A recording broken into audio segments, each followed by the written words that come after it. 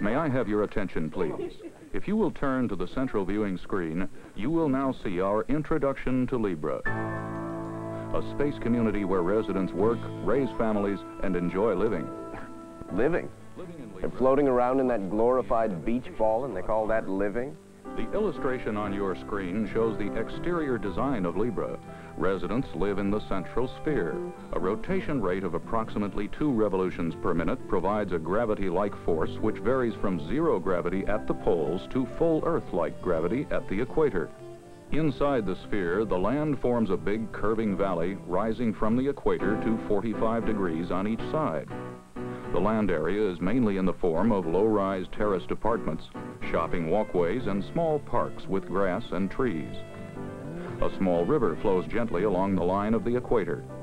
You will notice the small scale of things, but for the 10,000 population, there is more than adequate recreation. You know, I've been a world senator for 10 years, not to mention my time as a member of the International Planning Commission, and I've been to a lot of exotic places.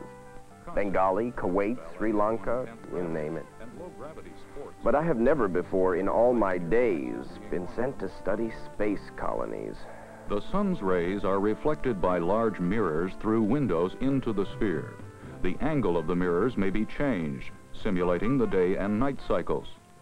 Producing an Earth-like environment complete with trees, birds, and rivers has proven more difficult than expected. But Libra's pioneering advances in environmental research have proved to be of great benefit to the Earth's ecology. You know, it's their conceit that bothers me. They portray themselves as some kind of rugged individualists. Oh, hell, it was government-supported schools and programs that led to the technology that put this casino they call a society into space. Yes, but it was the market economy that put the technology to work. Cheap source of water. Libra's economy is based on the engineering advantages of manufacturing in space. Building large structures in the weightlessness of space is very much easier than trying to do the same thing on Earth. In space, you don't have to worry about things coming apart that aren't firmly fastened together.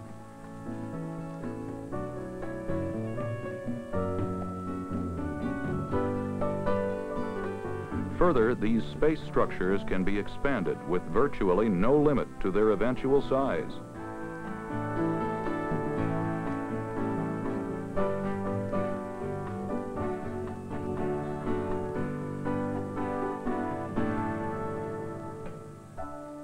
The automatic beam builder, fed by rolls of strip aluminum and extruding beams continuously, builds immense platforms, miles or even tens of miles across in space. Libra's major industry is still the delivery to Earth of abundant, low-cost solar energy. Solar power satellites, panels of solar cells several square miles in area, capture the full-time sunlight of space and turn it into electricity. This energy is then beamed down to Earth as microwave radiation. On Earth, the microwaves are converted back into electricity again. It is important to understand that solar power on Earth is limited by the atmosphere and cut off every night by the Earth's rotation. Libra's government is small, democratically elected, but strictly limited in its areas of responsibility.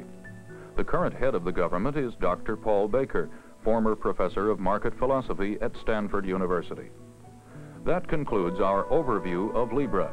We hope you find the information useful during your stay. You know, what's fascinating is that these communities weren't built by a government. I heard they were started by a bunch of real pioneers. High frontiers.